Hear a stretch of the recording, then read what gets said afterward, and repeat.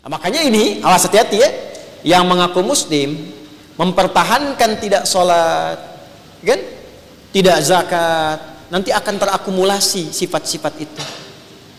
Yang bahaya dari fasik bisa naik nanti pada golongan yang keempat. Kalau karakter tiganya disebut tiga golongan besarnya, kalau dihitung ke sini 1, 2, 3 jadi 4. Siapa itu? Munafik. Munafik.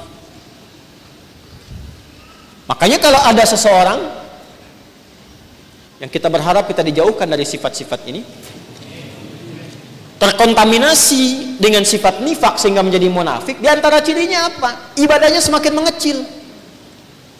Dan sholatnya itu sudah nggak betul. Sudah nggak sholat, sholat pun ketika ada kepentingan dunia saja. Jadi akhiratnya ditarik ke dunia. Dan itu kepentingannya cuma sementara aja. Itu ada di Quran surah 4 An-Nisa. Coba dicek ayat 142. Kita masih di Al-Baqarah ya, ayat 21, belum masuk juga itu. An-Nisa 142, coba lihat. Innal munafiqina yukhadi'una Allah wa huwa khadi'uhum. Kemudian wa idza qamu ila sholati qamu kusala yura'unan nas wa la yadhkuruna Allah illa qalila. Tuh. Jadi kalau sudah jadi munafik, ibadahnya malas. Dan menariknya gini, kalaupun ibadah cuman sedikit, illa qalila, yang sedikit itu pun cuman buat pamer aja. Nah ini dalam berkehidupan akan selalu ditemukan yang begini. Munafik, penyakitnya nifak ada di mana saja, bisa terjadi nanti diidentifikasi. Ini cirinya, ini penyakitnya, ini tanda-tandanya, ini obatnya. Nah ini kalau kita bawa dalam kehidupan manusia berinteraksi, ini yang kita dapati bagian-bagiannya. Di kantor Anda akan temukan ada orang yang hitam putih, ada orang yang abu-abu, ada yang punya sifat-sifat yang dampaknya disebutkan. Ini kalau dibawa ke masyarakat dampaknya akan begini. Di Islam tuh komplit dan bisa diverifikasi. Nah sekarang mana yang paling ideal? Takwa, kafar, fasik, atau munafik? Jelas takwa. Semua kita menginginkan bagian dari yang ini. Dan kita pun tidak boleh soleh sendirian. Karena itu saya selalu mengajak, doakan juga ini yang kafir mau beriman, yang fasik mau bertobat, yang munafik supaya sembuh, supaya nilai-nilai kemuliaan itu melekat pada semua. Minimal kalau ditanya di hari kiamat, alih-alih kita banyak menghujat, kita bisa menjawab, saya sudah mendoakan ya Allah seperti yang pernah Engkau perintahkan. Hisabnya ringan. Jelas ya? Ya. Cara membacanya begini, cara membacanya. Hei semua manusia tanpa kecuali, dimanapun kalian merasa berada. Ada yang sedang merasa jauh dari Allah, bahkan saking jauhnya belum beriman. Ada yang merasa dekat sehingga rajin ke masjid, jangankan sholat fardu, sunnah pun dikerjakan. Ada yang standar yang tengah-tengah, sunnahnya belum, fardunya konsisten. Semua dipanggil. Ayyuha, aku tegaskan ya, kata Allah, aku ingatkan. Jadi bukan panggilan biasa, aku panggil kalian, aku tegaskan, aku ingatkan. Nah kalau disebutkan dengan nas, nas itu praktek dari semua tadi yang dibawa dalam interaksi sosial. Jadi kita bergaul dengan orang lain, dalam beraktivitas bergaul dengan orang, mungkin dengan orang tua, mungkin dengan pasangan, mungkin dengan tetangga. Dalam pergaulan itu kita tampak ada pengelolaan nafsu, ada interaksi kehidupan.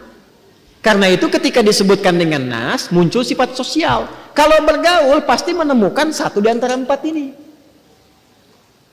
Kan manusia nggak akan keluar dari empat ini dalam posisinya terhadap Quran. Coba kalau kita bergaul pernah menemukan sifat nifak, orang munafik? Ada nggak orang-orang yang mengaku Islam tapi menghujat agamanya sendiri? Ada. Mempermainkan ayat? Ada. Nah itu ciri orang munafik. Itu ada di Quran surah keempat ayat 140. Waqad nazzala 'alaikum fil kitabi an idza sami'tum ayatillahi yukfaru biha. Ngaku muslim tapi mengingkari ayat Quran. Wa yustahza'u biha, ngaku muslim tapi mengolok-olok ayat-ayat Quran. Fala taq'udu ma'ahum, jangan sertai mereka. Hatta yakhudhu fi haditsin ghairi, sampai dia sadar dengan kekeliruannya dan mau kembali. Innakum idzam mithluhum, kalau difasilitasi, didengar, dibikin ceramah, dihadiri, dibikin konten, difasilitasi seminar, lama-lama nanti ikut perilakunya begitu, menular penyakitnya. Jadi munafik itu menular.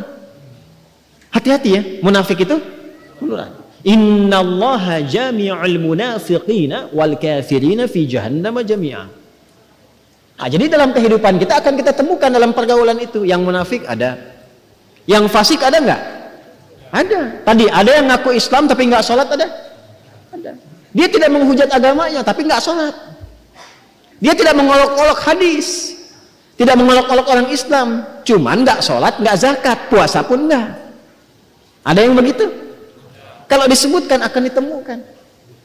Ya, ada yang ingkar, ada yang nggak beriman, ada banyak ditemukan, bahkan beragam-beragam apa yang diyakini bisa berbeda-beda. Nah, panggilan untuk itu semua dalam berkehidupan itu, maka panggilannya dengan panggilan umum, satu kata saja, nas, ya ayyuhan nas. Jadi kalau ditarik kepada kita, cara memahaminya begini. Misal ada yang namanya Joni misalnya, ya, Joni, kamu dalam posisi apa nih? Sedang jauh dari Allah, sedang dekat, atau standar-standar saja? Dalam kamu berinteraksi itu, kamu akan temukan nih. Ingat ini. Ya, Allah tekankan, ingat ini ya. Kamu akan temukan karakteristik yang berbeda-beda. Fokus, pelan-pelan. Dalam menyikapi itu semua, yang terbaik itu berharaplah jadi yang paling ideal. Siapa yang ideal itu? Yang takwa itu. Makanya di ujung ayatnya, lompat dulu, ditutup dengan kalimat la'allakum tattaqun. Kamu harus jadi bagian dari yang takwa itu. Nah, la'allakum itu harfu taraji, harapan untuk meraih sesuatu yang diinginkan tapi tidak akan terwujud kecuali dengan kesungguhan. Jadi kalau Anda ingin masuk golongan pertama, golongan takwa, nggak mungkin bisa dapat itu kecuali sungguh-sungguh untuk melatih diri sehingga jadi bagian dari golongan yang dimaksudkan. Sekarang pertanyaannya, ya Allah, saya ingin sungguh-sungguh menjadi bagian dari orang takwa itu, bagaimana caranya?